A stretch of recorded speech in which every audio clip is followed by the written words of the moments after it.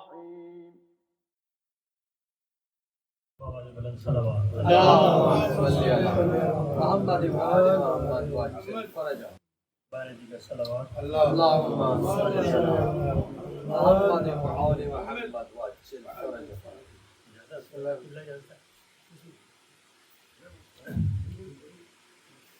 افسوس نبی زادیوں کا شام میں جانا، سجاد سے پوچھو افسوس نبی زادیوں کا شام میں جانا، سجاد سے پوچھو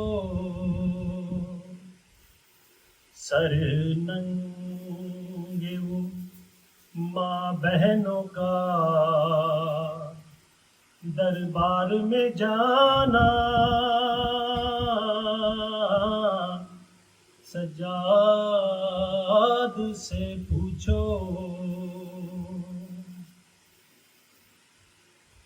افسوس نبی زادیوں کا شام میں جانا،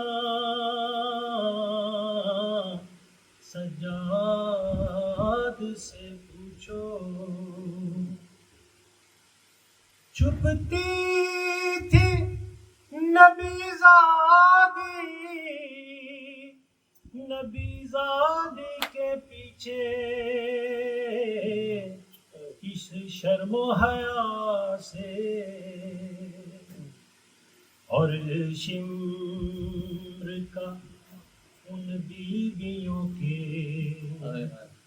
نام بتانا، سجاد سے پوچھو بیٹھے ہوئے دربار میں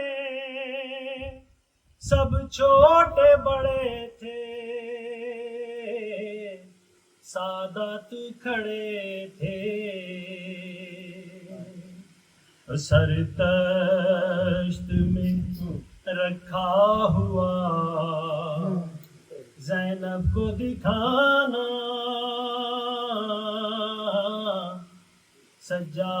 سجاد سے پوچھو سر تشت میں رکھا ہوا زینب کو دکھانا، سجاد سے پوچھو جب غسل سکینہ کو وہاں دے چکی غسال، تھا سب کا برا حال، جب غسل سکینہ کو وہاں دے چکی غسال، تھا سب کا برا حال، اس ننھی سی میت پہ نشان رسی کے پانا، سجاد سے پوچھو ظالم لب سرور پہ چھڑی مار رہا تھا، وہ وقت عجب تھا، ظالم لب سرور پہ چھڑی مار رہا تھا، وہ وقت عجب تھا، اس وقت پھوپھی بہنوں سے اشکوں کو چھپانا، سجاد سے پوچھو افسوس نبی زادیوں کا شام میں جانا، سجاد سے پوچھو افسوس نبی زادیوں کا شام میں جانا، سجاد سے پوچھو سر ننگے وہ ماں بہنوں کا دربار میں جانا،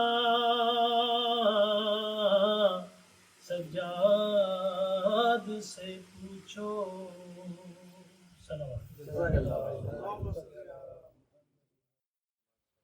اللهم صل على محمد وعلى آل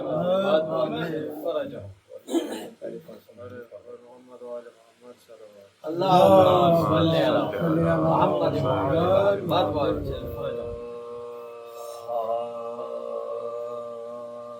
فرش مجلس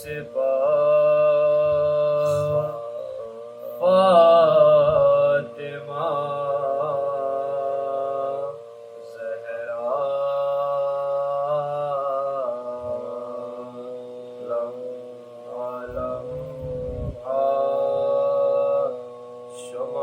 شمار کرتی ہے، فرش مجلس فاطمہ زہرا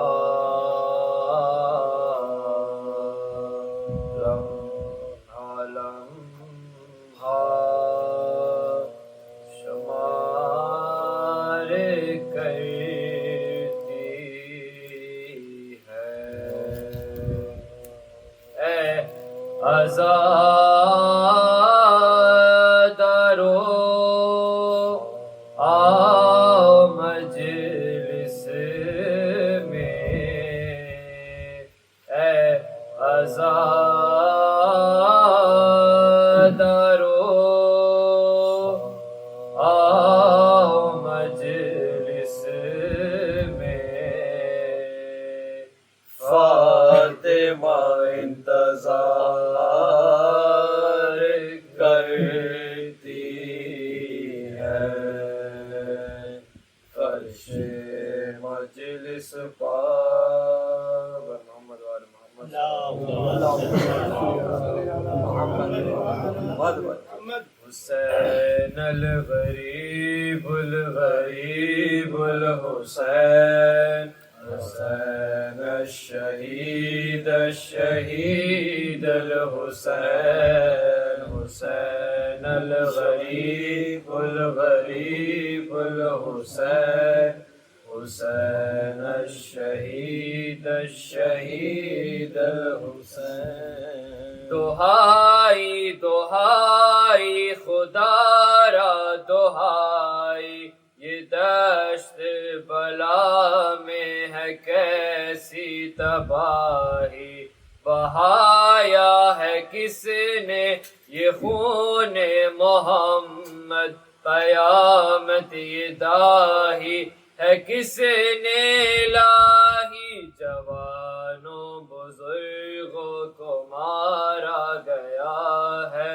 شہیدوں میں شامل ہے ننھا سپاہی، حسین الغریب الغریب الحسین، حسین الشہید الشہید الحسین، کیا جشن برپایو اہل حواس نے، شہیدوں کے لاشوں پہ ڈنکے بجائے، جلا ڈالے آل محمد کے خیمے، سکینہ کے منہ پر تماچے لگائے، جو بیمار تھا اس کا بستر نہ چھوڑا، نبی زادیوں پر بھی درے چلائے، حسین الغریب الغریب الحسین،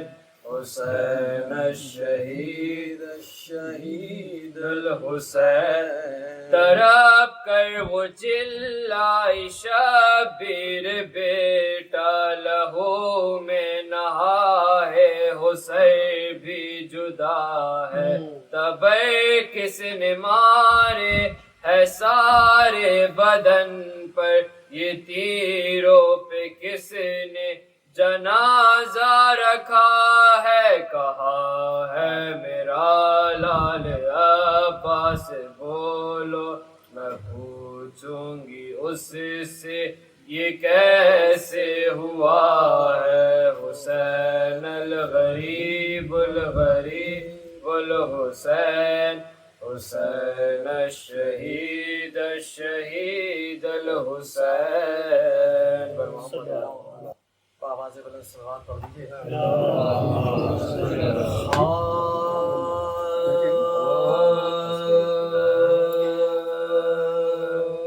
جب دعوے بے کسی نہ سکینہ اٹھا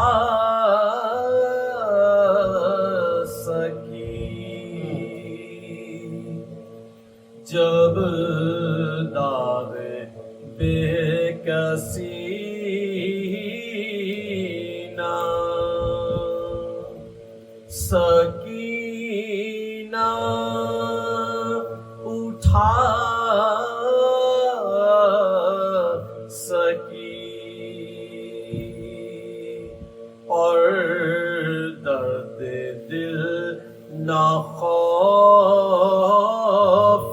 کے مارے سنا سکی، کھائے تماچے شمر کے جب تک کہ کھا سکی، سن کم تھا دکھ بہت دیر نہ برداشت لا سکی، روئی تو ظالموں نے جفا بے شمار کی، روئی تو ظالموں نے جفا بے شمار کی، آخر یہ جبر دیکھ کے موت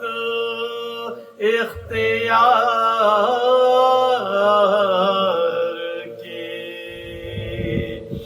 جب دعوے بے کسی نہ بر محمد والے محمد بن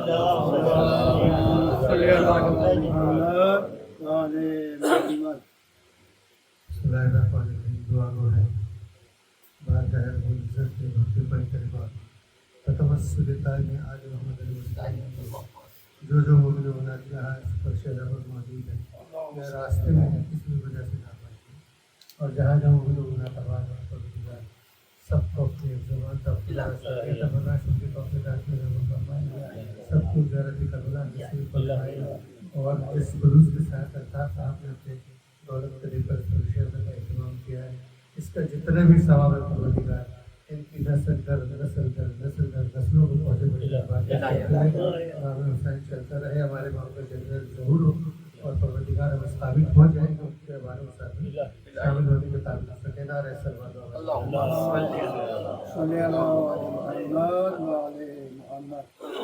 یہ سوز ہے انتخاب کے مسجد کے انتخاب کے ساتھ مسجد کی چند بار دیگر آ رہے سلوات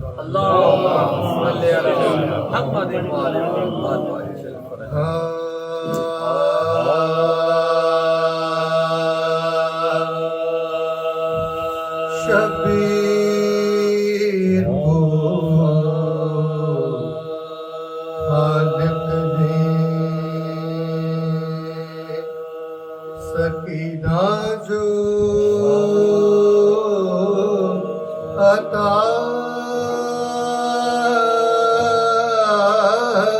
کی، زینب کسی صورت تھی اس میں لقا کی، جس دم دیا گودی میں اسے لاگے چاچا کی، عباس نے ہاتھوں کو اٹھا کر یہ دعا کی، رکھ کے تجھے اے لاڈلی اللہ سلامت، دنیا میں رہے سر پر تیرے شان سلامت، شبیر کو خالق نے فاتحہ۔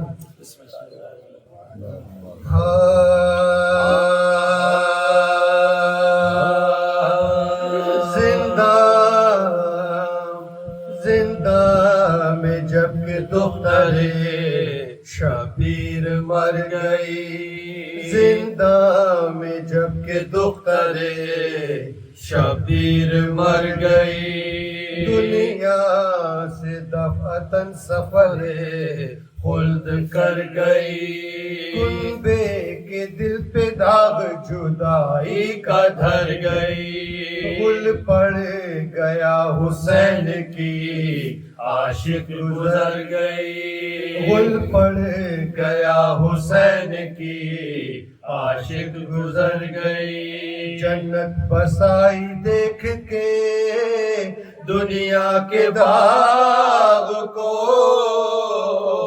تازہ کیا ہے پھر علی اصغر کے داغ، تازہ کیا ہے پھر علی اصغر کے داغ، بازو ہلا کے بانوے ناشاد نے کہا، بی بی پدر کے سر سے اٹھاؤ تو سر ذرا، باتیں ابھی تو کرتی تھی آنسو بہا بہا، ساکت ہے نبض ہائے غضب سرد دست و پا، منہ دیکھتے ہی زیست کا نقشہ بدل گیا، کس وقت سانس رک گئی کب دم نکل گیا، بچی یہ ماں تجھے کدھر اب ڈھونڈنے کو جا، غم رسیدہ تو نے قیامت کے دکھ اٹھا، چھٹ کر پدر سے گھڑکیاں کھائی تماچے کھا، بی بی رسن بندھی تیری گردن میں ہائے ہائے. جو سختیاں فلک نے دکھائی وہ سہ گئی. بندے جو چھن گئے میرا منہ تک کے رہ گئی. قربان جاؤں قیدی دام بلا ہے ماں. آفت میں بعد سبتے نبی مبتلا ہے ماں. مجبور ہے بے دست و پا ہے. مجبور ہے غریب ہے بے دست و پا ہے ماں. بی بی کو دے کہاں سے کفن بیردا ہے ماں. پہلے سے خاک میں ہے بدن سب ہٹا ہوا. لے جاؤ قبر میں یہی کرتا پھٹا ہوا. ایذا سے غم سے رنج اٹھانے سے چھٹ گئی. کنبے سے کیا کہ سارے زمانے سے چھٹ گئی.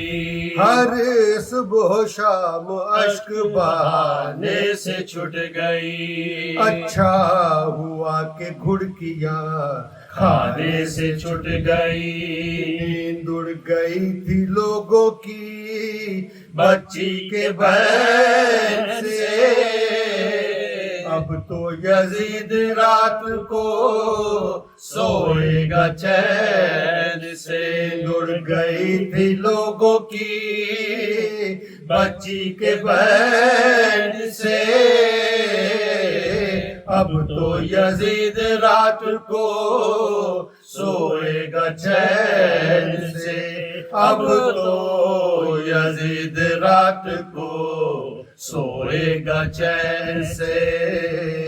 زندہ میں جب کہ دخترے. جزاک اللہ بھائی. فضائل اور مصائب کے لیے میں ملتمس ہوں، دعوت دے رہا ہوں حجت الاسلام والمسلمین علامہ کاظم معروفی صاحب. محمد و آل محمد بلند تر صلوات. اللهم صل على محمد وعلى آل محمد. رحم الله من فرج الباب.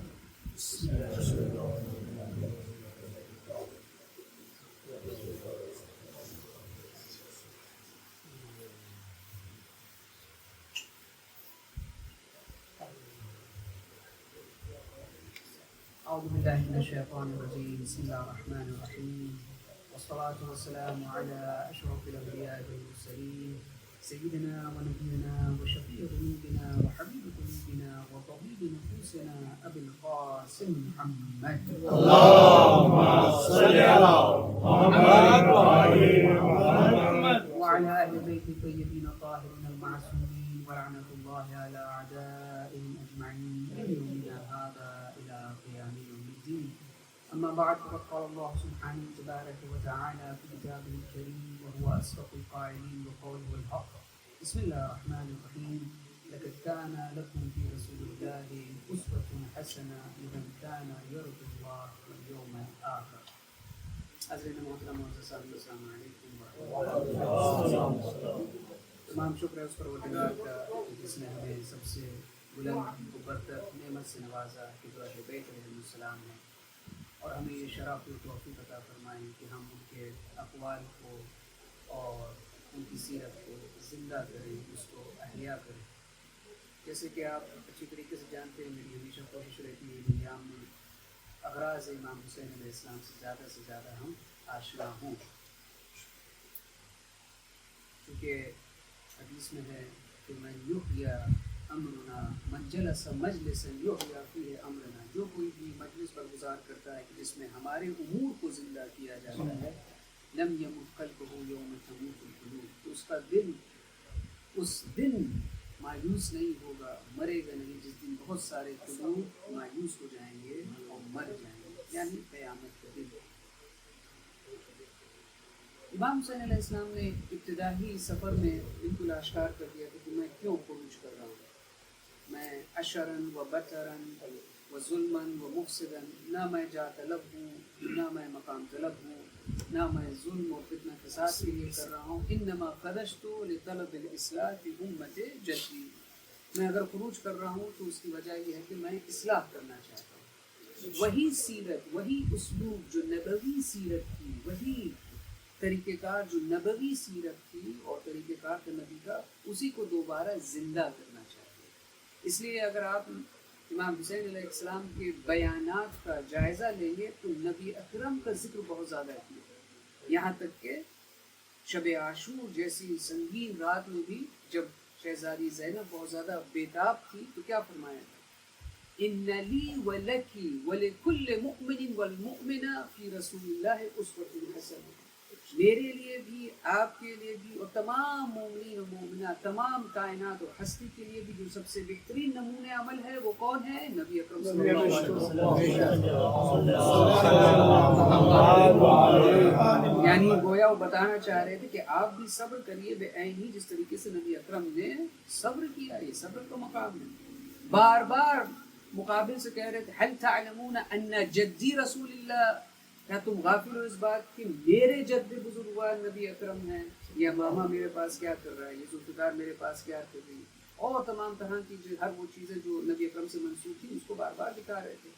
ये देखो असहाब मेरे पास हैं नबी अकरम के, हबीब इब्न मज़ाहिर मेरे पास हैं, अनस इब्न हारिस मेरे पास हैं, मुस्लिम इब्न औसजा मेरे पास हैं, उनसे पूछ लो, तफ्तीश कर लो, तहकीक कर लो कि जो मैं कह रहा हूँ सही कह रहा हूँ या गलत कह रहा हूँ।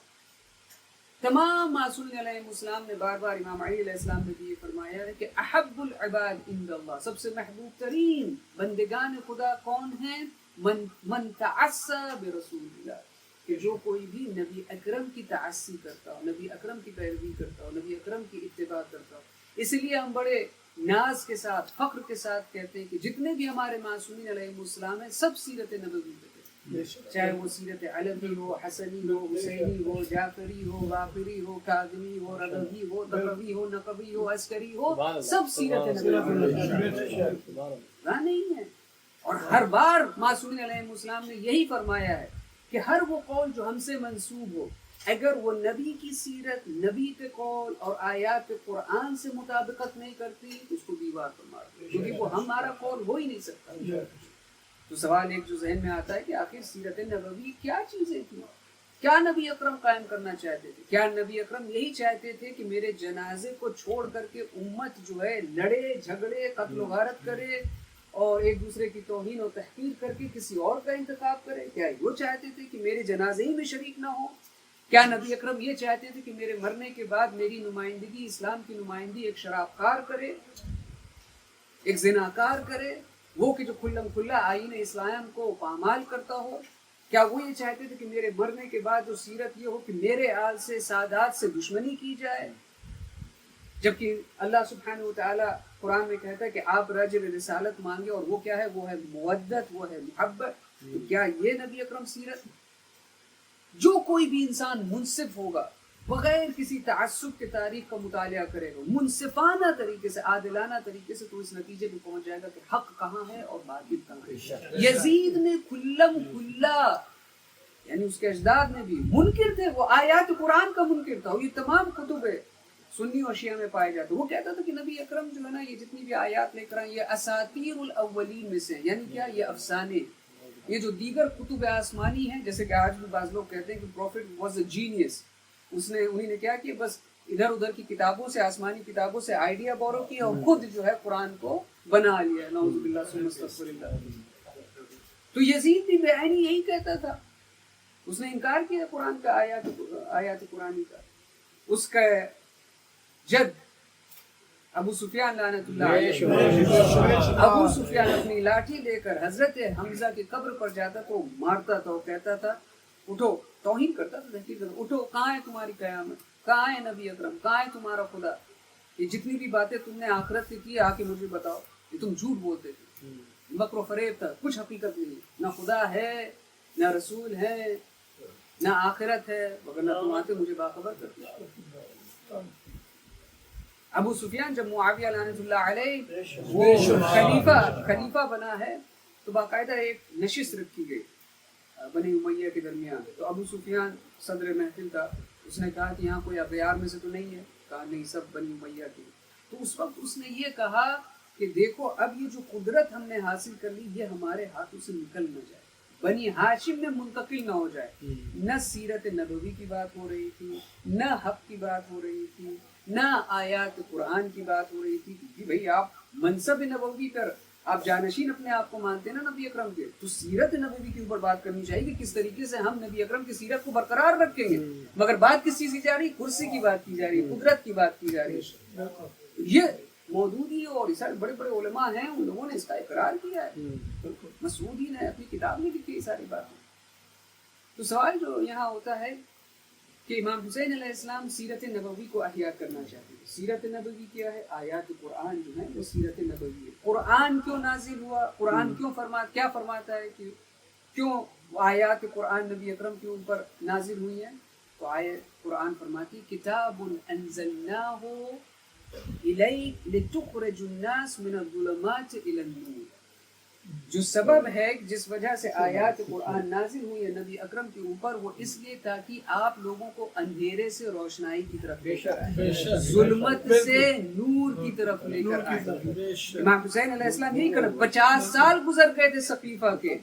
اب آپ سوچئے کہ وہ کتنے زیادہ اندھیرے میں ہوں گی جامعیت، اور امام حسین علیہ السلام کو جس بربریت سے مارا گیا ہے، جس بے رحمی سے آل رسول کا قتل کیا گیا، وہ دلیل تھی اس بات کی کہ کتنا لوگ تاریخی میں تھے، پھر 72 ہی لوگ دفاع کرنے کے لیے آئے آل رسول کے۔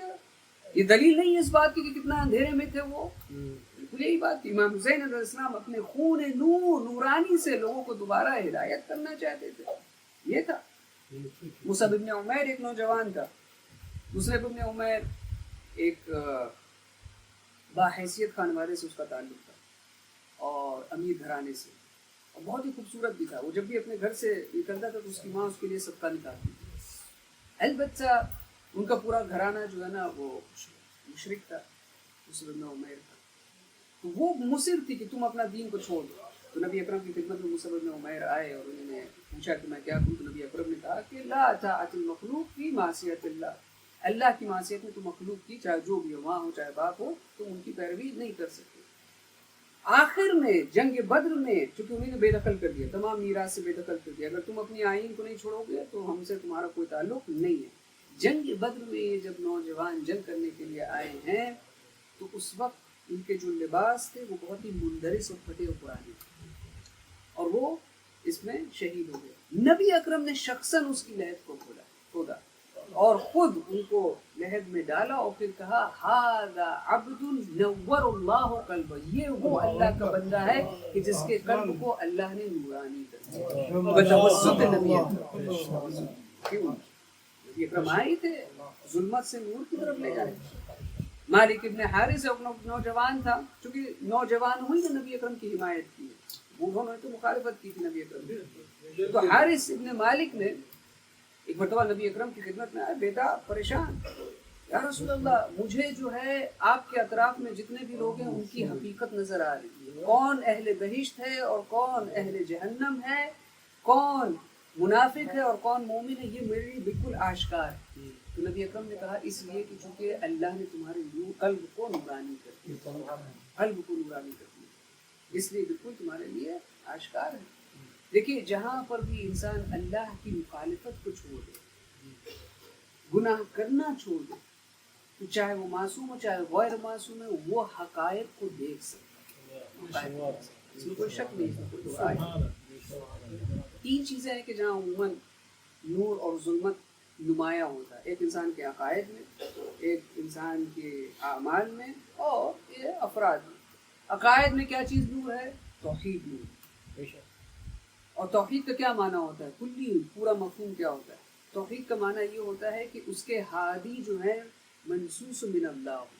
بے شک بے شک، ابھی توحید کہی جائے گی نا، کہ اللہ اگر ہدایت بھیجنا چاہتا ہے تو ہادیان بھی اسی کی طرف سے ہونا چاہیے۔ تو اگر کوئی دوسرا ہو، کسی اور کا انتخاب کیا جائے گا دنیا میں، تو توحید نہیں ہے، توحید کو آپ نہیں مان رہے۔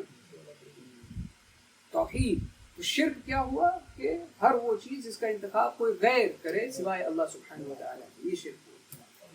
عمل میں کیا چیز نور ہے؟ اعمال میں ہر وہ دستورات جو اللہ نے اور اس کے بھیجے ہوئے ہادیان نے دیا ہے وہ نور ہے، اس میں سر فہرست نماز ہے۔ بڑے بڑے ہمارے علماء اور عرفا کہتے ہیں کہ نماز کو بہت زیادہ اہمیت ہے. نماز نور ہے، سر وقت اس کو پڑھو اور حضور قلب کے ساتھ اس کو پڑھو. اور افراد میں کون نور ہے؟ وہی کہ جو اللہ کی چنے ہوئے. البتہ بعض اوقات ایسا ہو سکتا ہے کہ ایک ہی گھرانے سے ایک نورانی فرد ہو اور ایک ظلمانی فرد ہو. ایسی بہت ساری مثالیں ہیں. جی قرظہ نبی اکرم کے صحابیوں میں سے تھے، متدینین میں سے تھے، اور جنگ صفین میں، جنگ بدر میں، نہروان میں وہ ہم رکاب تھے امام علی علیہ السلام کے. ان کے دو بیٹے تھے، علی اور عمر. عمر امام حسین علیہ السلام کے ساتھیوں میں سے تھے کربلا میں، اور علی جو ہے وہ ابن زیاد کے لشکر میں تھا.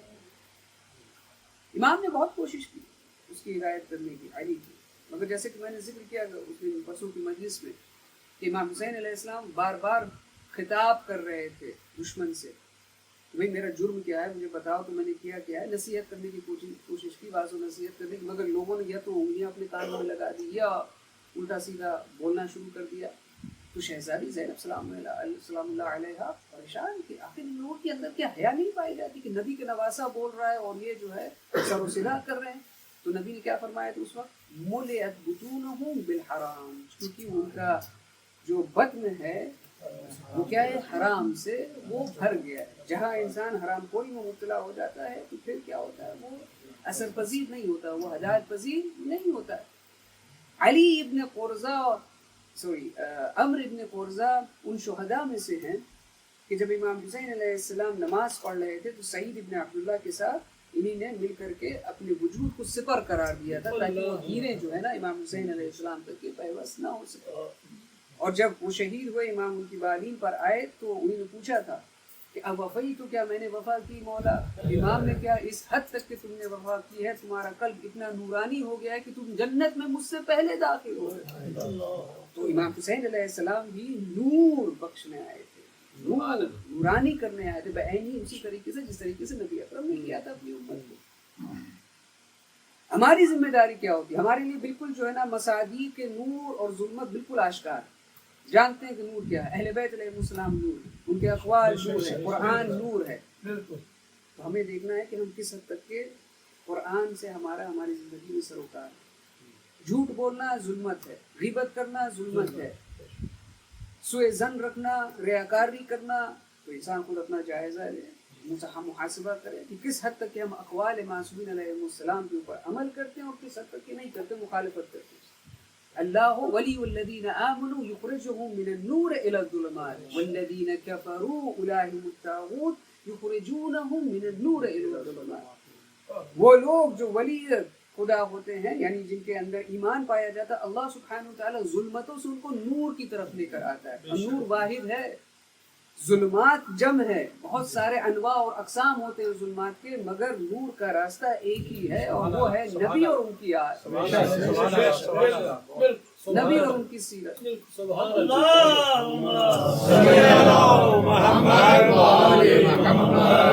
کل ایمان نعرہ حیدری. ماشاءاللہ. یہ ہے کاظم کربلائی، بہت بڑے معروف شخصیت ہے جو لوگ بہرحال مشرف ہوئے ہیں زیارات ایران کی پروردگار سبھی کو توفیق عطا فرمائے. سیدہ معصومہ کل سلام اللہ علیہ کی مد مقابل قبرستان ہے جس کا نام ہے قم نو، وہاں ان کی قبر ہے. میں گیا ہوں، یہ تقریباً 100 سال پرانی بات ہے، البتہ تصدیق شدہ بات. میں نے بڑے بڑے علماء سے سنا بھی اور پڑھا بھی کہ یہ عام آدمی تھے، کسان تھے، ان کو پڑھنا لکھنا نہیں آتا، ان پڑھ تھے، الٹریٹ تھے. مگر ہوتا ہے نا جو انسان کسان ہوتا ہے بہت ہی سادہ لوگ ہوتا ہے، بہت ہی متدین ہوتے ہیں، جو بھی ولیج کے رہنے والے ہوتے ہیں دیانت دار ہوتے ہیں. تو وہ ایک مرتبہ آئے شہزادی کی مزار پر، معجزہ ہوا. معجزہ یہ ہوا کہ وہ حافظ قرآن ہے اور اس طریقے سے انہوں نے قرآن کو حفظ کیا کہ الٹا بھی وہ پڑھ سکتے تھے. یہاں تک کہ بڑے بڑے علماء نے ان کو جو ہے نا، چونکہ پڑھنا نہیں آتا تھا، عربی کی کتابیں ان کے سامنے رکھی ہوئی، مجھے نہیں سمجھ میں آ رہی کیا لکھا ہوا، مگر انہیں عربی کی تحریر میں جب بھی کوئی آیت قرآن ہوتی تھی تو کہتے تھے یہ آیت قرآن ہے. پوچھتے تھے کیسے تم نے تشخیص دی، کیسے تمہیں پتا ہوا، کیسے تم نے تمیز دی؟ کہا کہ اس میں سے نور جھلک ہے، کیونکہ قرآن ہے. اللہم صلی علی محمد و علی محمد. کا مطلب یہ کہ اگر انسان باعمل و اللہ کی مخالفت نہ کرے تو نور کو دیکھ سکتا ہے، ہر وہ چیز جو نورانی ہوتی ہے وہ دیکھ سکتا ہے۔ شیخ عباس قمی علیہ رحمہ نے اپنی کتاب میں نقل کیا ہے کہ جب ابن زیاد ملعون نے معمور کیا بعض لوگوں کو کہ سر حسین کو جو ہے نا شام لے کر جائیں، تو ایک مقام پر یہ سارے لوگ رکے اور انہوں نے امام حسین علیہ السلام کے سر کو ایک درخت پر لٹکایا اور خود خیمہ گاہ بنائی اور کھانا کھانا تناول کرنا شروع کر دیا۔ وہاں پر ایک یہودی رہتا تھا جس کا نام تھا یحییٰ۔ وہ اپنے گھر سے جب باہر آئے، اس نے جب یہ منظر دیکھا تو متاثر ہوا، وہ سمجھ گیا کہ یہ کوئی بہت ہی والا مقام شخصیت ہے، اتنے سارے مامورین کو انتخاب کیا ہے ایک سر کے لیے۔ بہرحال وہ اپنی روزمرہ کی زندگی جو بھی تھی اس نے اپنا فعل انجام دیا۔ جب شام کو گھر آنے لگا تو اس نے دیکھا کہ اس سر سے نور ساطع ہو رہا ہے اور وہ آسمان تک کے پھیلا ہوا ہے، اور امام حسین علیہ السلام کے سر سے یہ آیت تلاوت ہو رہی ہے، سَيَعْلَمُ الَّذِينَ ظَلَمُوا أَيَّ مُنْقَلَبٍ يَنْقَلِبُونَ۔ ان قریب ظالمین کو پتہ چل جائے گا کہ ان کا اخروی ٹھکانہ کہاں ہے۔ وہ بہت ہی متاثر ہوا، فوراً گیا پوچھا آخر یہ سر کس کا ہے؟ وہ نہیں بتا رہے، پیسے دیے ان کو، میں منہ مانگی میں تمہیں قیمت دوں گا، جو بھی ہے بتاؤ سر کس کا ہے۔ جب انہی نے یہ بتایا کہ یہ نبی کے نواسے کا سر ہے، اتنا متاثر ہوا، جبکہ یہودی تھا، حملہ کیا اس نے، تم نے اپنے نبی کے نواسے کو شہید کر دیا، یہاں تک کہ اس کو بھی شہید کر دیا گیا، اور اس کی قبر جو ہے نا اسی مقام پر آج بھی پائی جاتی ہے۔ کہنے کا مطلب کیا، یہ دو مثالیں میں نے کیوں پیش کی؟ ممکن ہے انسان ان پڑھ ہو، ممکن ہے انسان مسلمان بھی نہ ہو، یہودی ہو، مگر اگر اس کا قلب پاک ہوتا ہے تو اللہ سبحانہ وتعالیٰ اس کے اندر ایسا نور ڈالتا ہے کہ اس نور سے وہ حقیقی انوار تک کے پہنچ جاتا ہے۔ یہ بہت اہم چیز ہے کہ جس کی طرف ہماری توجہ ہونی چاہیے کہ ہم دنیا میں آئیں کہ جو ہماری فطرت ہے، طینت ہے، یہ نور ہے، اسی کے نور کو برقرار رکھنا ہے اور اس میں مزید اضافہ کرنا ہے۔ چونکہ قرآن کیا فرماتا ہے؟ قرآن کی آیت ہے کہ جس میں اللہ سبحانہ وتعالیٰ قیامت کے جو نام ہے اس میں سے ایک نام ذکر کرتا ہے کہ یوم تری المؤمنین والمؤمنات یسعی نورہم بین ایدیہم وبایمانہم، قیامت کے دن مومنین اور مومنات کے سامنے سے اور ان کے دائیں طرف سے نور نکل رہا ہوگا۔ جہنم محض تاریکی ہے اور اس کو بیان نہیں کیا جا سکتا۔ ایک بچہ جو شکم مادر میں ہوتا ہے وہ سمجھتا میں نور میں ہوں، حقیقت میں ہم جانتے ہیں کہ وہ اندھیرے میں تھا۔ وہ دنیا میں آتا ہے تو یہ سمجھتا ہے کہ یہ نور ہے، حقیقت میں ابھی ہم اندھیرے میں ہیں۔ یہ سارا جو نور ہم دیکھ رہے ہیں یہ اندھیرا، محض اندھیرا، ابھی ہم نے اندھیرا دیکھا ہی نہیں، نہ انوار دیکھے نہ نور دیکھے، یا اندھیرا بھی ہم نے تاریکی ابھی تک ہم نے نہیں دیکھی ہے۔ تو کہیں بھی اندھیرا ہوتا ہے اس سے گزرنے کے لیے آپ کو کیا ضرورت ہوتی ہے؟ نور کی ضرورت ہوتی ہے۔ تو مومنین جو ہیں یہ جہنم سے گزرنا ہوگا ان کو، یہ قرآن کی آیت ہے، کوئی میں حدیث نہیں پیش کر رہا ہوں، قرآن میں اللہ ذکر کر رہا ہے۔ مومنین کی طرف سے نور ساطع ہوگا اور اس کو محفوظ کرنا ہے۔ منافقین اور کافرین اس وقت کہیں گے انظرونا، ارے ٹھہر جاؤ، نقتبس من نورکم، تاکہ ہم تمہارے نور سے کچھ اقتباس کر سکیں، کچھ استفادہ کر سکیں۔ قیلا، تو ان سے کہا جائے گا ارجعوا وراءکم، واپس دنیا جاؤ، وہاں سے لے کر آؤ ان شیاطین جن کی تم پیروی کرتے تھے، فالتمسوا نورا، ان سے تم نور کا التماس کرو، جس کی مجلسوں میں تم شریک ہوتے تھے وہاں سے تبرک لے کر آؤ۔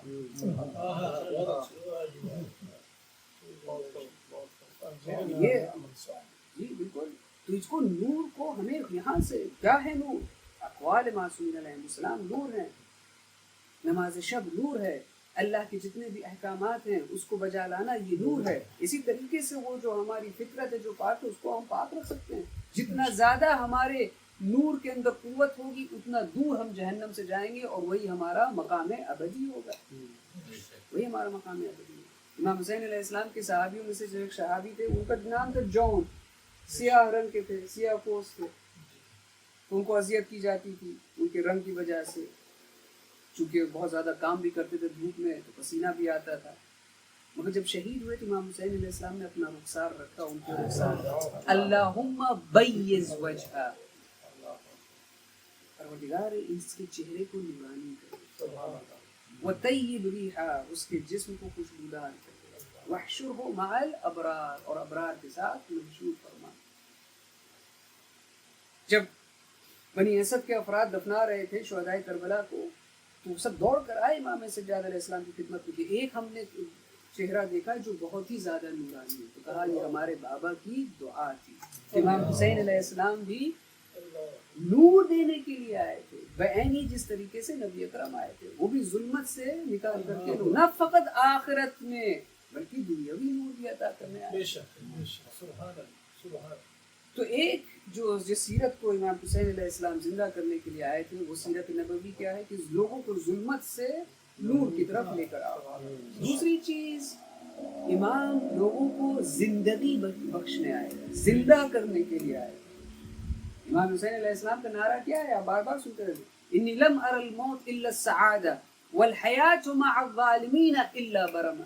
موت اور شہادت میرے لیے کیا ہے؟ سعادت، یہی میرے لیے زندگی ہے، مگر ظالمین کے ساتھ زندگی گزارنا یہ تاریخی ہے، یہ ذلت ہے، یہ میرے لیے ناقابل قبول ہے، یہ میرے لیے ننگ و عار کا سبب ہے، یہ میرے لیے سبب افسردگی بنتا ہے، یہ میرے لیے ناقابل برداشت ہے۔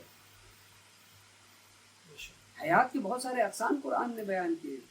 ایک ہے جس کو ہم کہتے ہیں حیات گیاہی۔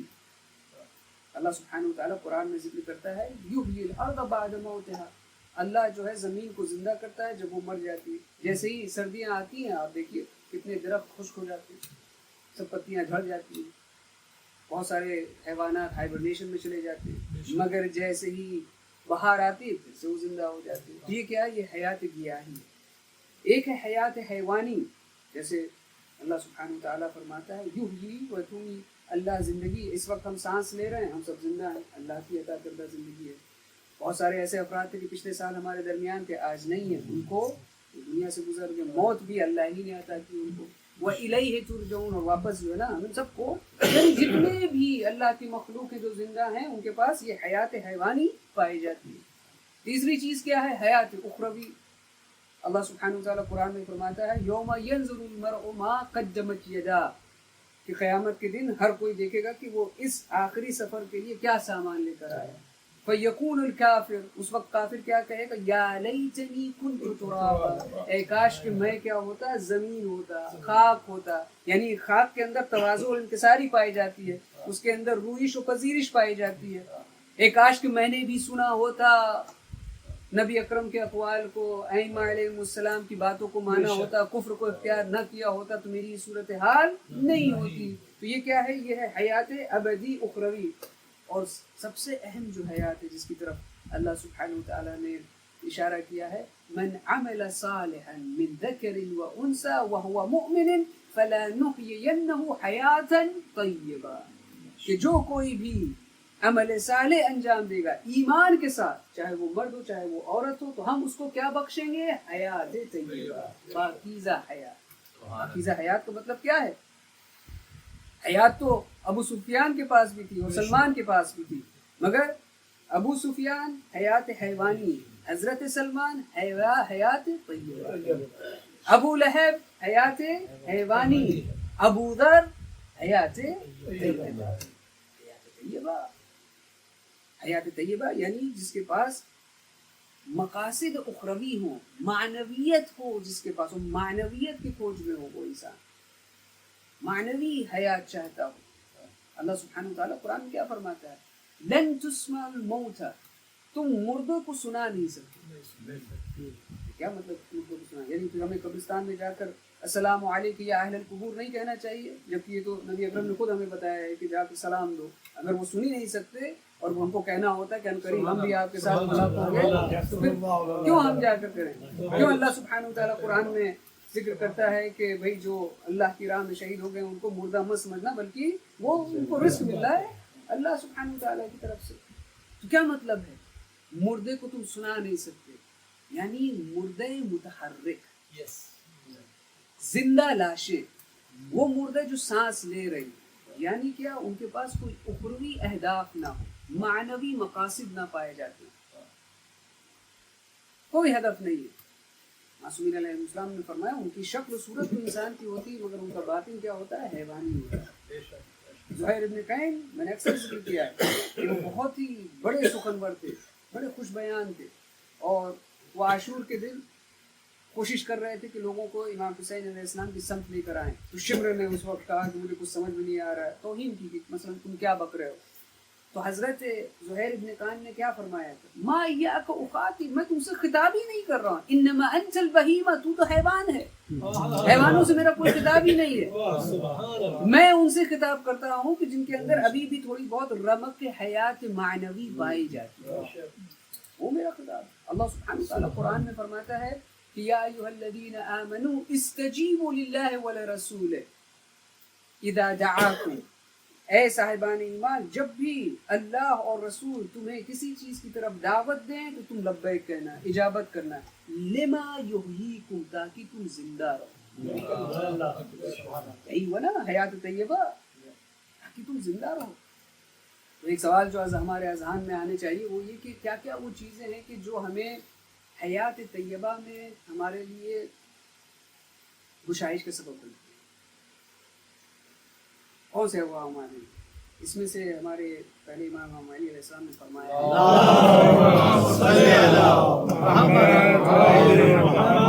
بالعلم تکون الحیات, جتنا زیادہ انسان کے پاس علم ہوگا, آگہی ہوگی, جانکاری ہوگی, اتنا ہی وہ زندہ ہوگا, اور جتنا جاہل ہوگا, غافل ہوگا, نادان ہوگا, سمجھ نہیں, اتنا ہی وہ مردہ ہے. چھٹے امام سے پوچھنے والے نے پوچھا تھا کہ یہ جو آپ کی کامیابی کا راز کیا ہے, یہ جو اللہ نے عزت بخشی ہے. تو امام نے, کیونکہ امام ہمیشہ جو ہے نا بحسب عقل, جو مقابل کی عقل ہوتی ہے اسی کے مقابل جو ہے نا جواب دیتا ہے, وگرنہ بہت سارے جوابات ہو سکتے ہیں. امام نے 4 چیزیں سے پوچھی. امام نے فرمایا کہ چونکہ میں جانتا ہوں کہ مجھے مرنا ہے, اس لیے میں ہمیشہ جو ہے آمادہ رہتا ہوں ابدی زندگی کے لیے. یعنی میں سونے سے پہلے اپنا محاسبہ نفس کر لیتا ہوں, میری جو وصیت نامہ وہ میرے بغل میں ہے, توبہ اور استغفار میں روزانہ کرتا ہوں, یعنی آمادہ ہوں کبھی. مجھے معلوم ہے کہ اللہ سبحانہ وتعالی ہے, تو مجھے حیا آتی ہے کہ میں اس کی مخالفت کروں, میں اپنا اللہ کو جو نا حاضر و ناظر مانتا ہوں. میں جانتا ہوں کہ کوئی اور میرے اعمال کو انجام نہیں دے سکتا, اس لیے میں توقع بھی نہیں رکھتا. یعنی جب تک کہ آپ سالم ہوں اور زندہ ہیں, آپ کی نیابت میں آپ کے لیے کوئی نماز نہیں پڑھ سکتا, روزہ نہیں رکھ سکتا, حج نہیں کر سکتا, اس لیے مجھے توقع بھی نہیں ہے. میں خود سارے اعمال خود انجام دیتا ہوں, مرنے کے بعد بھی جو ہے نا کوئی یاد نہیں کرتا. اس لیے انسان کو ہمیشہ جس کو کہا جائے اپ ٹو ڈیٹ ہونا چاہیے اپنے اعمال اور واجبات کے حوالے سے. اور میں جانتا ہوں کہ میرا رزق معین شدہ ہے, اس لیے مجھے حرص و طمع اور لالچ بھی نہیں. یعنی جتنا اللہ نے میرا رزق معین کر دیا اس سے زیادہ مجھے ملنے والا نہیں, تو میں حرام راستے کو اختیار ہی نہیں کرتا. وہی اگر میں حرام راستے سے کسب کروں گا تو وہی اللہ نے میرے لیے لکھا ہوگا, تو فرق نہیں کرتا. یہ جو امام نے فرمایا کہ میں جانتا ہوں, میں جانتا ہوں, میں جانتا ہوں, اس سے جب انسان غافل ہو جاتا ہے, یہ سب سے بڑی بیماری ہے. یہی پھر سمجھ لیجیے کہ وہ زندہ لاش بن جاتا ہے, غفلت اختیار کرتا ہے ان چیزوں سے کہ جس کو اس کا علم ہونا چاہیے, غفلت کی بات میں چلا جاتا ہے. بہت ضروری ہے برادران عزیز کہ ہم اپنے جو اکابر ہیں ان کی زندگی کو دیکھیں. علامہ مجلسی رحمۃ اللہ علیہ 110 جلدیں لکھی ہوئی ہیں, ایک ایک جلد اتنی اتنی موٹی موٹی, کوئی بابرکت زندگی, تمام اقوال معصومین علیہ السلام کو جمع کرا. علامہ طباطبائی فرماتے ہیں 12 سال میں نے سرزمین نجف میں تحصیل کیا ہے, مگر ان 12 سالوں سے صرف میں نے 12 دن چھٹی کی ہے, وہ بھی عاشور کے دن, تاکہ میں رو سکوں اور رضاداری کر سکوں. ورنہ کوئی ایسا دن نہیں گزرا کہ جہاں میرا سروکار کتاب سے نہ ہو, میں نے کتاب کو نہ اٹھایا. تب جا کر انسان اس مقام کو حاصل کرتا ہے. ایک بہت بڑا جرمن ایکسپلورر تھا, اور نام مجھے اس کا یاد نہیں آ رہا. اس نے ایک مقالہ پڑھا تھا آیت اللہ ہیبت اللہ کا علم کے بارے میں. اس نے پڑھنے کے بعد اسے ملاقات کی اور کہا کہ میں نے غور کیا کہ آپ نے اپنے مقالے میں کسی کو کوٹ کیا ہے اور متعدد مرتبہ کسی کی بات کو نقل کیا ہے. میں یہ جاننا چاہتا ہوں یہ کس نے کہا, کب کہا اور کہاں کہا, کہا کیا چیز ہے. تو نبی اکرم کی بعض اقوال کو کہ اطلب العلم من المہد الی اللحد, علم کو تم تحصیل کرو گہوارے سے لے کر لحد تک. اطلب العلم فریضۃ علی کل المؤمن والمؤمن, ہر مومن اور مومنہ کے اوپر واجب ہے کہ وہ علم کو کسب کرے. اطلب العلم حتی سین, اگر تم کو چائنا تک بھی سفر کرنا ہو، اس زمانے میں چائنا ہی سب سمجھتے تھے سب سے دور دراز زمین اگر ہے تو وہ چائنا ہے، وہاں تک بھی اگر تم کو جانا ہو تو تم جاؤ. والحکمت ضالۃ المؤمن، اور حکمت اور علم جو ہے وہ انسان کی گمشدہ چیز ہے. کیونکہ انسان کو جو ہے ہمیشہ کسی نہ کسی چیز کے اندر کھوج میں ہونا چاہیے. تو کیا چیز ہے کہ جس کو کھوجنا چاہیے؟ وہی گمشدہ چیز ہو. تو اس نے کہا یہ تو جو یہ جو روایات ہیں تو جتنے بھی جہاد ہیں ان کے سب کو کور کر لیتی ہے. زمان کے حوالے سے بتایا ہے کہ تمہیں بچپنے سے لے کے مرتے دم تک، مکان کے اعتبار سے بتایا ہے کہ حتیٰ اگر تم کو چائنا جانا ہو، حکم کے اعتبار سے بتایا ہے کہ سب کے اوپر فریضہ ہے، اور کھوج کے حوالے سے بتایا ہے کہ وہ چیز تمہاری گم شدہ ہے وہ کیا ہے؟ وہ علم ہے، وہ حکمت ہے. یہ کس نے فرمایا؟ نبی نے فرمایا کہ یہ نبی آخر الزمان نے فرمایا. بڑا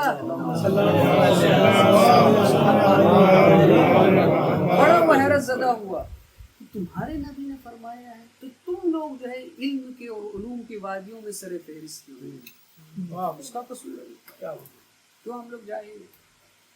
800 مرتبہ قرآن میں لفظ علم استعمال ہوا. پہلی آیت ہی ہے اقرا، پڑھو. تعلیم و تربیت سے اس کا سروکار ہے. جتنی بھی ہماری بدبختیاں ہیں مسلمانوں کی، ماضی کی اور حال کی، وہ اسی وجہ سے، جہالت کی وجہ سے. انبیاء نے بھی یہی شکوہ کیا تھا. نبی یوسف علیہ السلام نے بھی یہی شکوہ کیا تھا. جب 30-40 سال کے بعد ملاقات ہوئی تھی بابا سے اور بھائیوں سے، کہا یہ جو میرے بابا اندھے ہو گئے یہ تمہاری جہالت کی وجہ سے، تم نے حسادت کی، اور حسادت کی بنیادی وجہ ہی جہالت ہوتی. نبی موسیٰ، میں اکثر ذکر کرتا ہوں، کتنی انہی نے کاوشیں کی، کتنے انہی نے معجزے دکھائے. منا اور سلوا آ رہا ہے، عصا کبھی اژدہا بن گیا، کبھی جو ہے جہاں جہاں مارا وہ نہر میں تبدیل ہو گئی. فرعون جو خدائی کا مدعی تھا وہ ان کے آنکھوں کے سامنے غرق ہو گیا. اس کے باوجود بھی 30 دن کے لیے 40 دن کے لیے وہ چلے گئے تھے کوہ طور کے اوپر، اور واپس آئے. کیا مطالبہ؟ اجعل لنا الہا کما لہم. یہ جو امت ہے کہ جن کے پاس جو ہے گائے پرستی کرتے، ہمارے لیے بھی جو نا آپ ایسے خدا بنا دیجیے. کیا فرمایا سب پکڑ کے؟ انکم قوم تجہلون، تم لوگ جاہل ہو، تم اپنی جہالت سے باہر آنا ہی نہیں چاہتے ہو، علم کی وادی میں تم اصلا داخل ہی نہیں ہونا چاہتے ہو، اسی لیے ضد پر اڑے ہوئے ہو، اسی لیے تم لوگ لجباز ہو. ساری آپ دیکھ لیجئے کہ اگر کوئی داعشی یا ISIS کا فرد ہو اپنے آپ کو منفجر کر دے اور بے قصور لوگوں کو وہ شہید کر دے، بچوں کو، عورتوں کو، تو کس توقع کی وجہ سے؟ کیا وہ سمجھتا ہے کیوں مار رہا ہے؟ کیونکہ اس کے ذہن میں یہ ڈال دیا گیا ہے کہ اب تم جو ہے نبی اکرم کے ساتھ غذا تناول کرو گے، لنچ کرو گے نبی اکرم کے ساتھ. جبکہ جھوٹی سی جھوٹی کوئی بھی آپ کو روایت نہیں ملے گی کہ جہاں نبی اکرم نے یہ کہا ہو کہ عورتوں کے اوپر، بچوں کے اوپر تم ستم کرو، یہ بزرگوں کے اوپر، چاہے کسی بھی شرائط میں جائز نہیں. تو کس بنیاد کے اوپر؟ تو وہابیت یہی جہالت کا استعمال کرتی ہے. عرب ممالک کو دیکھ لیجیے آج کل بالکل خاموش ہے اپنی جہالت کی بنیاد کے اوپر. غزہ تباہ ہو رہا ہے، یمن تباہ ہو رہا ہے، بحران عظیم ہے، مگر سب کبھی آپ سنتے ہیں کہ عرب ممالکوں میں بھی احتجاج ہو؟ یہاں ہم مغربی ملک میں رہ رہے ہیں، ہر ہفتے پروٹیسٹ، ڈیمونسٹریشن، احتجاج. 500 لوگ جو ہیں ان کو اریسٹ کر لیا گیا کہ جو حمایت کر رہے ہیں فلسطین ایکشن کا. 5 بھی افراد پورے مملکت عربیہ میں ایسا ہوا ہے؟ کیونکہ جہالت. جنگ جمل کو آپ دیکھ لیجیے، جنگ جمل اصحاب میں ہوئی ہے، ہزاروں کی تعداد میں مارے گئے، اور سب جانتے تھے کہ نبی اکرم نے فرمایا علی مع الحق والحق مع علی، اور امام نے اس وقت بھی یہی فرمایا تھا. مگر اس کے باوجود بھی جہالت، اڑ گئے ہیں، نہیں تسلیم ہونا ہے. اکثر میں نے ذکر کیا ہے نا کہ اگر بدھ کو نماز جمعہ ہو جائے تو یہ کیا ہے؟ یہ جہالت ہے. کنیز کو بھیج دیا جائے کہ تم قیادت کرو، امامت کرو، تو یہ کیا ہے؟ یہ جہالت ہے. کدو کا اگر ذبیحہ ہو رہا ہو، بلکہ معاویہ نے یہی فرمایا تھا کہ بھائی میں نہیں جانتا کہ میرے کتنے طرفدار ہیں. تو عمرو بن عاص نے کہا کہ بہت سارے طرفدار ہیں. پوچھا کیسے؟ ارے سب جاہل ہو. ارے کیسے تم جانتے ہو؟ میں کہتا ہوں ایک حکم صادر کر دوں کہ آج سے کدو کا ذبیحہ واجب ہے. امام علی علیہ السلام نے اتنا بتایا کہ الکرہ لا یصبح، دیکھو کدو کا ذبیحہ نہیں ہوتا، حیوان کا ذبیحہ ہوتا ہے، مگر لگ گئے سب جہالت کی بنیاد پر. اس طرح کے جو حکم ہوتے ہیں ان کے علماء کہہ رہے ہیں کہ ایک اپنی تمہاری اگر زوجہ مر جائے تو اس کے ساتھ جنسی تجاوز جائز ہے، نعوذ باللہ. یہ کون سی حدیث نبوی ہے؟ کہاں سے تم نے یہ استدلال کیا, کہاں سے استخراج کیا؟ محض جہالت ہے, یہ نہیں ہے, کچھ نہیں ہے, یہی بدبختی کا سبب ہے. جتنا زیادہ انسان کے پاس علم کا مطلب یہ ہوتا ہے کہ علم یعنی انسان کے پاس درک بھی ہو, فہم بھی ہو, قدرت تحلیل بھی پائی جاتی ہے. ہمارے 10ویں امام الحادی علیہ السلام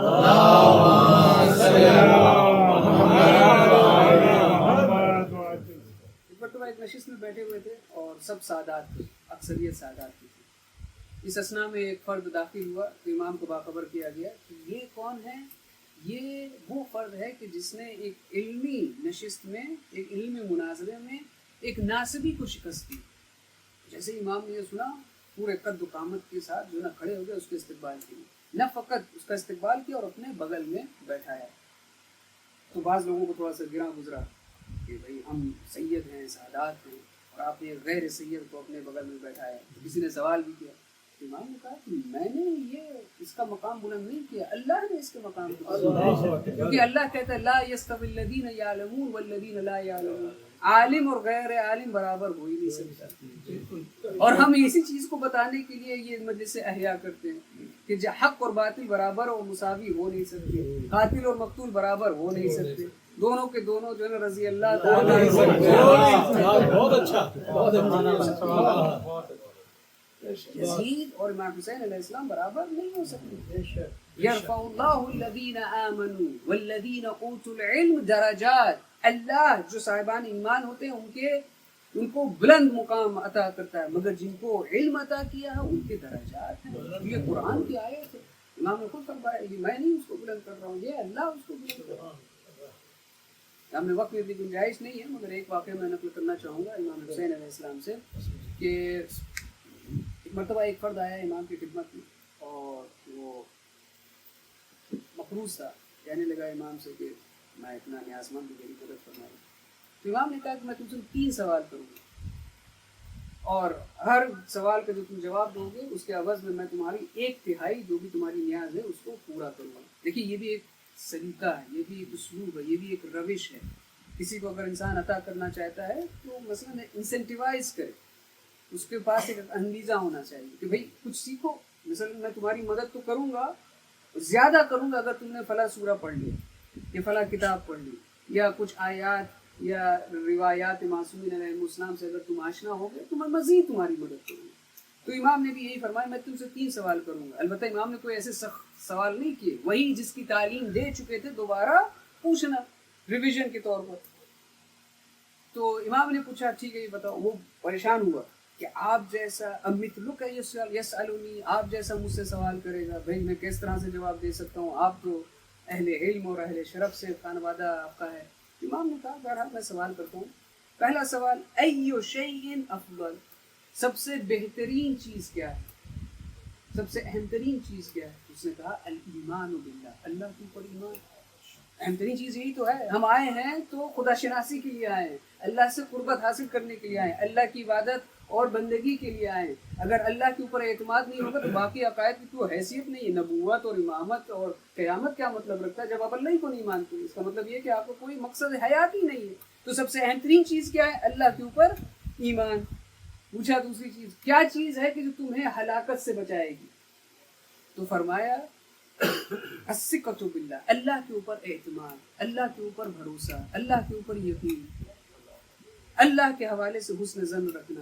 یہ کیا ہے؟ انسان کو ہلاکت سے بچائے گی. پھر پوچھا ٹھیک ہے یہ بتاؤ کہ کیا چیز ہے کہ جو انسان کو مزین کرتی ہے, کیا چیز انسان کو زینت عطا کرتی ہے؟ تو کہا العلم مع الحلم, علم ہو مگر حلم کے ساتھ, تحمل, قوت تحمل. جیسے کہ نبی ابراہیم علیہ السلام یا نبی اسماعیل علیہ السلام یا نبی نوح علیہ السلام 950 سال تبلیغ کی, بھائی تحمل چاہیے ہوتا ہے. جب لوگ نہیں سنتے ہیں آپ کی بات کو, اگر کبھی کبھار ہم ہی بچوں کو پڑھانا ہوتا, مردوں کے اندر عموماً اتنا جو ہے نا وہ حوصلہ نہیں ہوتا. اگر نہیں سمجھ میں آ رہا ہے اپنی بیگم سے کہتے تم ہی پڑھاؤ بھیا. نہیں, علم کے ساتھ حلم بھی ہونا ضروری ہوتا ہے. دوسرا اچھا پھر امام نے پوچھا یہ بتاؤ کہ اگر کسی کے پاس یہ دونوں چیز نہ ہو تو پھر کیا کریں؟ تو کہا کہ المال مع المروءہ, صاحب حیثیت ہو مگر دست و دل باز, جتنا زیادہ اللہ نے اس کو عطا کیا ہے اتنا ہی جو ہے نا دوسرے کی وہ مدد کرے. کہا اگر یہ دونوں چیزیں بھی، یہ دونوں کمبینیشن بھی کسی کے ساتھ نہیں پائے جاتے تو کہا کہ الفقر مع الصبر، اگر فقیر بھی ہو، نادار بھی ہو، بہرحال صابر ہو. تو امام نے کہا اگر یہ چیز بھی نہیں پائی جاتی تو اس نے کہا کہ پھر اس کو جو ہے نا مر جانا چاہیے، کیونکہ اس کا مطلب ہی یہی ہے کہ وہ زندہ لاش ہے. اور اس کی وجہ سے امام حسین علیہ السلام ہنسے. یہ بھی ایک بہرحال فن ہے کہ کوئی لب مبارک کے امام حسین علیہ السلام کو تبسم میں تبدیل کر دے. امام حسین علیہ السلام نے نہ فقط اس کی قرض کی ادائیگی کی مگر اس کو اپنی انگیٹھی بھی دی. کیوں؟ کیونکہ اس کو سروکار کا علم سے، علم ہے وہ چیز کہ جو انسان کو حیات طیبہ بخشتی ہے. دوسری چیز اور بہت ہی جلدی سے میں ذکر کرنا چاہوں گا وہ ہے دیانت داری. دین ہے، لا حیات من لا دین لا، اس کے پاس دین، اس کے پاس زندگی نہیں ہے جس کے پاس دین نہ ہو.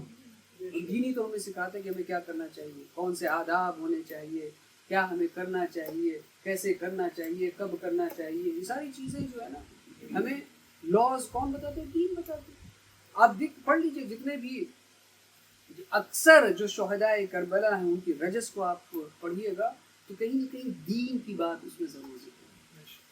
حضرت ابو الفضل عباس علیہ السلام ان کے دائنے ہاتھ کو فتح کیا گیا، کیا فرمایا؟ وَإِن قَطَعْتُ يَمِينِي إِنِّي أُحَامِي أَبَدًا عَنْ دِينِي، ولو یہ کہ تم نے میرے ہاتھ کو کاٹ دیا ہے مگر میں باز نہیں آؤں گا دین کی حمایت سے. امام حسین علیہ السلام انا حسین ابن علی احمی ایالات ابی وامضی علی دین النبی، میں حسین ابن علی ہوں، میں اپنے بابا کے خانوادے کی حمایت کروں گا اور میں شہید ہوں گا تو اپنے نانا کے دین پہ. نافع ابن حلال دو نام ہیں، ایک ہے حلال ابن نافع، یہ یزید کے لشکر میں تھا، مگر نافع ابن حلال امام حسین علیہ السلام کے ساتھ. کیا خوبصورت رجس پڑھی.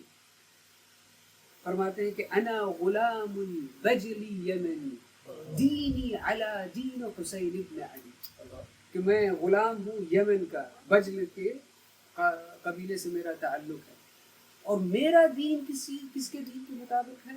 امام حسین علیہ السلام. اقتل اليوم هذا عملی، میری آج آرزو یہ ہے کہ میں اسی دین پر شہید ہو جاؤں اور اس میں میں مصر اور ثابت قدم رہوں. جب ان کو شہید کیا جا رہا تھا تو کہا الحمدللہ الذی جعل منایا بالشر بید الشر الاشرار، کہ خدا کا میں شکر انجام دیتا ہوں کہ اس نے جو اس کی بدترین مخلوق تھے ان کے ہاتھوں مجھے شہید کیا، کیونکہ یہ دلیل اس بات کی کہ میں دیندار تھا اور اس کا مطلب میں کامیاب ہوں، اس کا مطلب ہے کہ میں حیات طیبہ رکھتا ہوں. یہ ہے خلاصہ آج کی مجلس کے. یہی ہوا کہ امام حسین علیہ السلام کے خروج کے اسباب میں سے ایک یہ تھا کہ وہ سیرت نبوی کو دوبارہ زندہ کرنا چاہتے تھے. سیرت نبوی کیا ہے؟ لوگوں کو ظلمت سے نور کی طرف لے کر آئیں.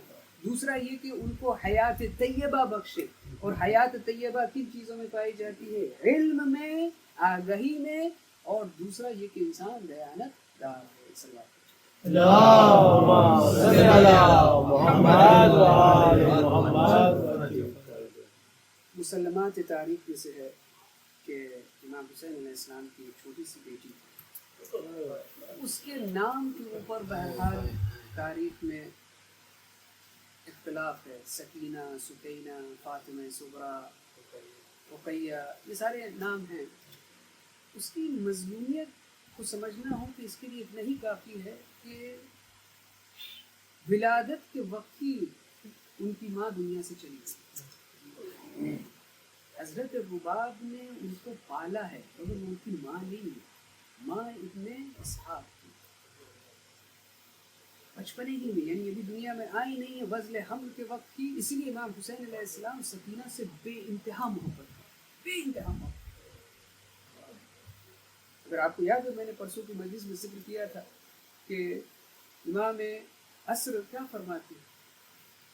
اے میرے جد بزرگا، میں آپ کے اوپر خون کے آنسو ہوں گا اور روزانہ روں گا. علت کیا بتائے؟ چونکہ میں کربلا میں موجود نہیں تھا، میں آپ کی حمایت نہیں کر سکتا تھا، زبانیں نے اجازت نہیں دی کہ میں آپ کے ساتھ رہتا، اس لیے میں روزانہ صبح شام خون کے آنسو روں گا حتی اموت ہو، یہاں تک کہ مجھے موت آ جائے. کس حد تک کہ بے قراری پائی جاتی ہے امام زمان. مگر ایک ہی مثال آپ کو تاریخ میں ملے گی کہ جو اپنے امام کے لیے رو رو کے ہلاک ہو گیا. دنیا سے چلی گئی وہ سکینہ ہے اور کوئی نہیں، اور کوئی نہیں.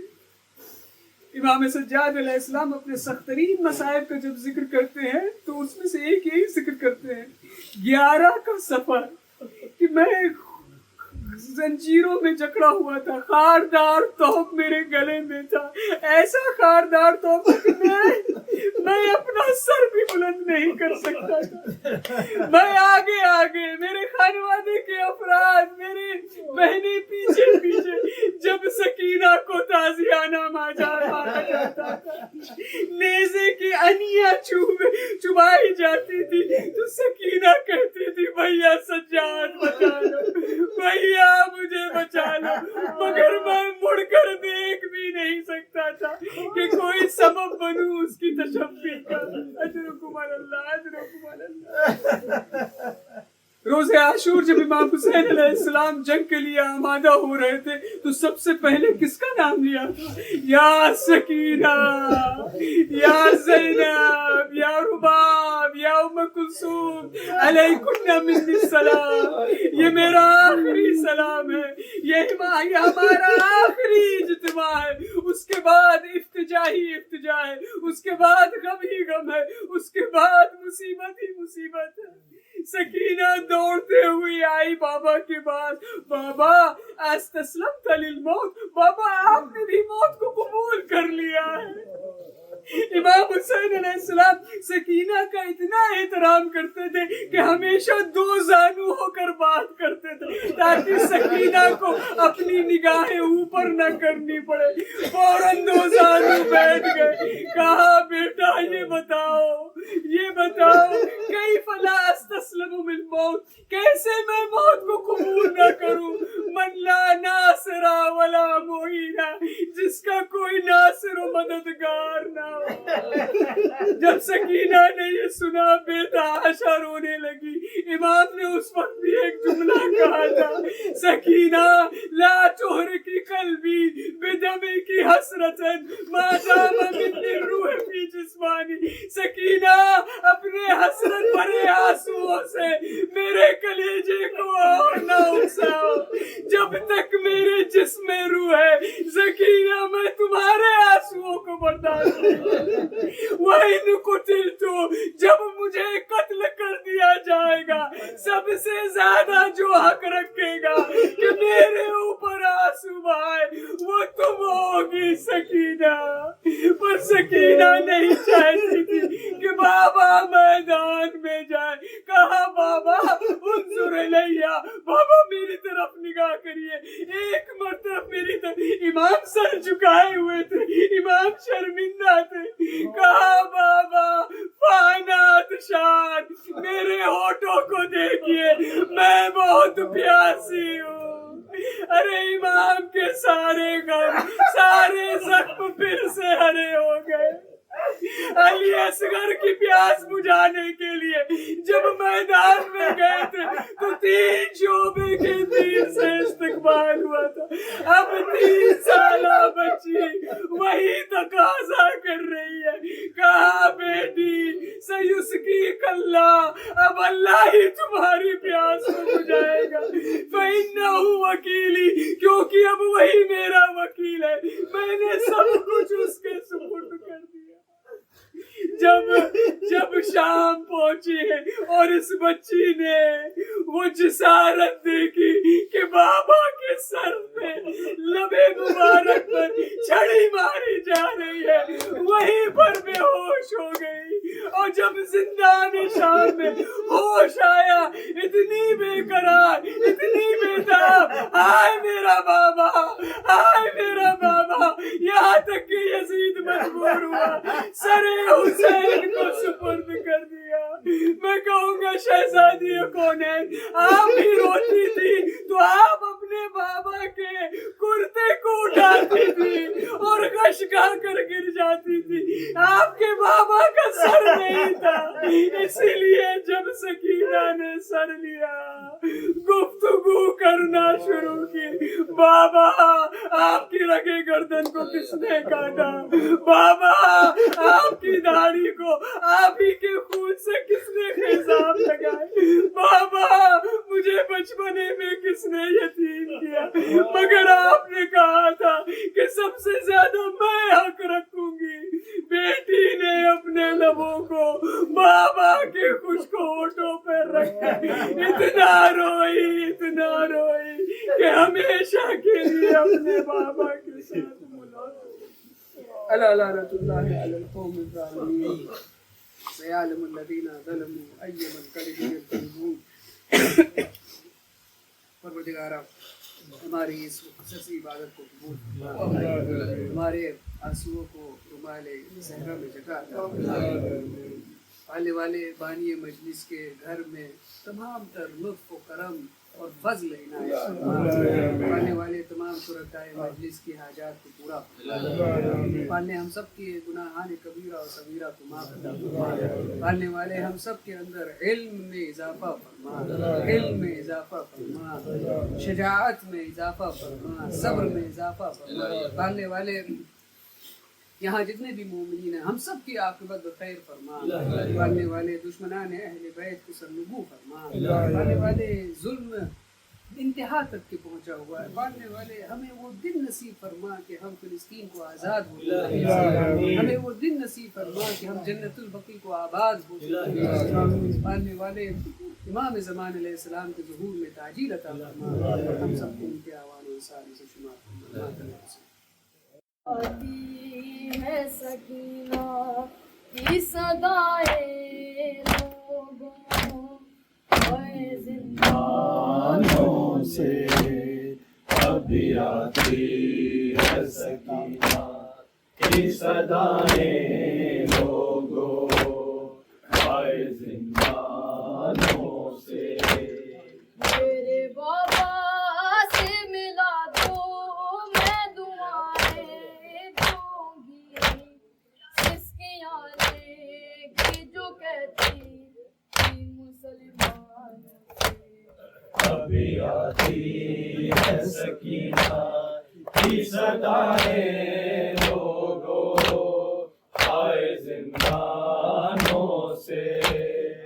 अभी आती है सकीना की सदाएं लोगों आए जिंदानों से। बोले सदाद सकीना ये मुकद्दर तेरा, बोले सदाद सकीना ये मुकद्दर तेरा। ये कफन तुझे बोले फिरता हूँ बाज़ारों में, बोल हूँ आज भी जारी है तेरे कानों से।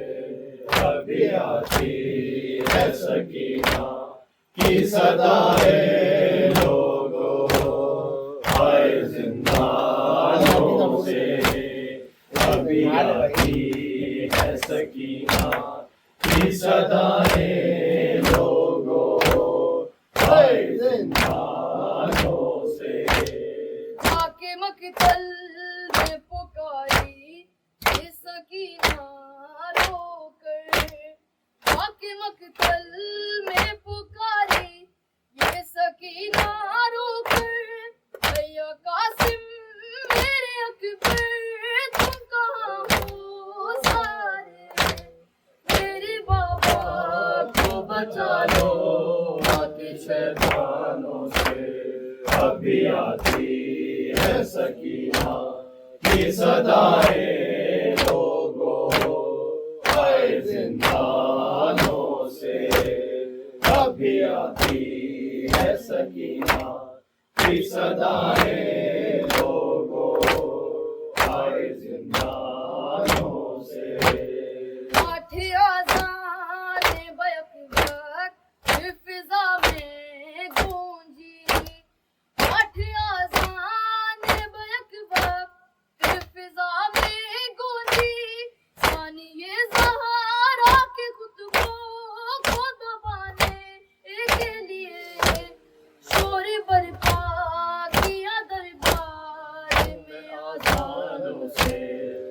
بھی آتی ہے سکینہ کی صدائیں لوگوں آئے زندانوں سے، اب بھی آتی ہے سکینہ کی صدائیں لوگوں آئے زندانوں سے۔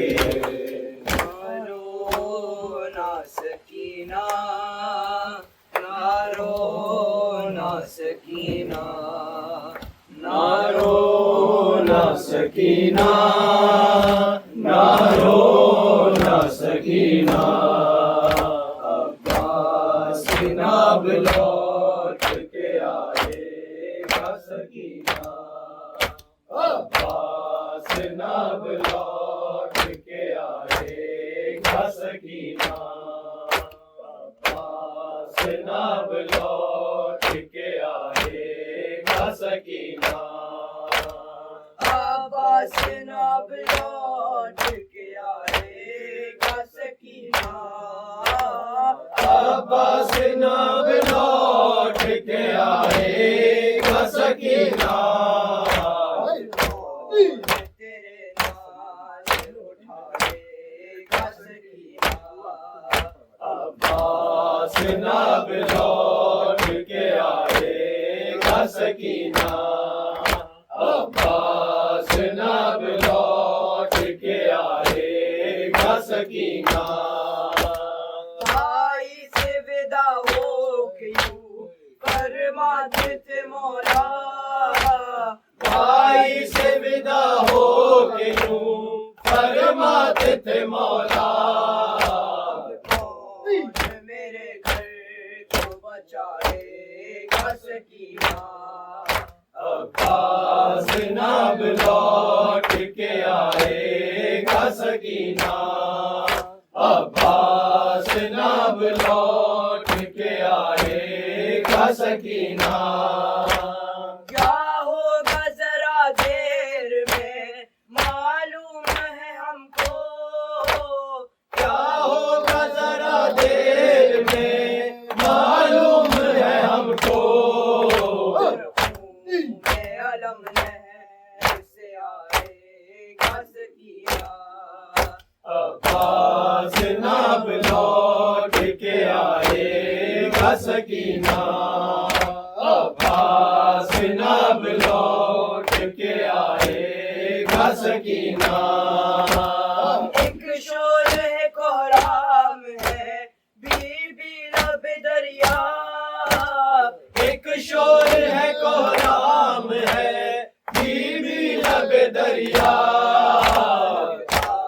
ہے کہ اب شیر نہ آئے گا سکینہ، عباس ناب لوٹ کے آئے گا سکینہ، عباس ناب لوٹ کے آئے گا سکینہ، عباس نہ ہوگے تیرا بابا بھی نہ ہوگا، عباس نہ ہوگے تیرا بابا بھی نہ ہوگا، کون تیری پیاس بجھائے گا سکینہ، عباس ناب لوٹ کے آئے گا سکینہ، عباس ناب لوٹ کے آئے گا سکینہ، عباس کا وعدہ ہے کہ پانی نہ پیے گا،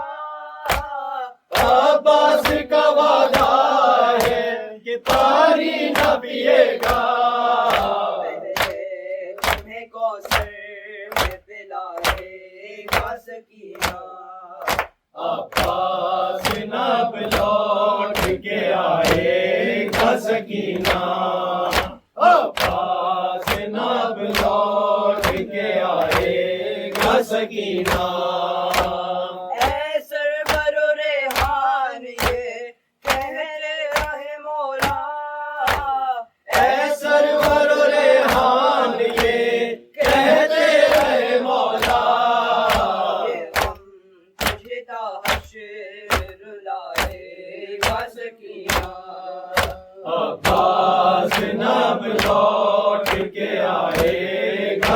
سکینہ عباس نہ لوٹ کے آئے گا سکینہ حسین حسین حسین حسین حسین اٹھو رہائی ملی چلو گھر چلے سکینہ اٹھو میری جا اٹھو رہائی ملی چلو گھر چلے سکینہ اٹھو میری جا اٹھو رہائی ملی چلو گھر چلے یہ کرتی تھی ماں لحد پر بکا میری لاڈلی چلو گھر چلے سکینہ اٹھو میری جا اٹھو رہائی ملی چلو گھر چلے سکینہ اٹھو میری جا اٹھو رہائی ملی چلو گھر چلے یہاں سے چلو چلے کربلا وہیں پر تمہیں ملیں گے چچا ستم جو ہوئے بتانا انہیں دکھانا انہیں یہ کرتا جلا چچا جان کو دکھانا ذرا ردا ہوں بری چلو گھر چلے سکینہ اٹھو میری جا اٹھو رہائی ملی چلو گھر چلے سکینہ اٹھو میری جا اٹھو رہائی ملی چلو گھر چلے بتانا انہیں سبھی سختیاں ملی کس قدر تجھے کھڑکیاں ہماری ردا لٹی کس طرح چینی کس طرح تیری بالیاں بتانا انہیں بجھی کس طرح تیری تشنگی چلو گھر چلے سکینہ اٹھو میری جا اٹھو رہائی ملی چلو گھر چلے سکینہ اٹھو میری جا اٹھو رہائی ملی چلو گھر چلے بدر سے ملو تو دل جوئی ہو بتانا انہیں بہت روئی ہو قسم لو اگر تمہارے بنا سکینہ کبھی کہیں سوئی ہو لحد باپ کی ملے جب تجھے تو کہنا یہی چلو گھر چلے سکینہ اٹھو میری جا اٹھو رہائی ملی چلو گھر چلے سکینہ اٹھو میری جا اٹھو رہائی ملی چلو گھر چلے لحد جب ملے تجھے بھائی کی تو کہنا اسے میری لاڈلی رہائی ملی ہمیں قید سے ہمیں اب نہیں عزیز کوئی میرے بے زباں اٹھو گھر چلے شبیہ نبی چلو گھر چلے سکینہ اٹھو میری جا اٹھو رہائی ملی چلو گھر چلے سکینہ اٹھو میری جا اٹھو رہائی ملی چلو گھر چلے لبے القما تو کرنا فغاں تیری موج ہے ابھی تک رواں میری پیاس پر ہوئے جو فدا چچا کے میرے ہے بازو کہاں کہاں مشک ہے کہاں ہے علم کہاں ہے جری چلو گھر چلے سکینہ اٹھو میری جا اٹھو رہائی ملی چلو گھر چلے یا حسین یا حسین یا حسین یا حسین حق امام یا حسن یا حسین مولا حق امام یا حسن یا حسین یا حسین یا حسین عابد بیمار تھا وہ عابد بیمار تھا چلنے سے جو لاچار تھا چلنے سے جو لاچار تھا اور شام کا بازار تھا اور شام کا بازار تھا اور مصطفیٰ کی بیٹیاں مولا حق امام یا حسن یا حسین مولا حق امام یا حسن یا حسین شبیر کی وہ لاڈلی شبیر کی وہ لاڈلی سینے پہ جو شاہ کے پلی سینے پہ جو شاہ کے پلی جس کی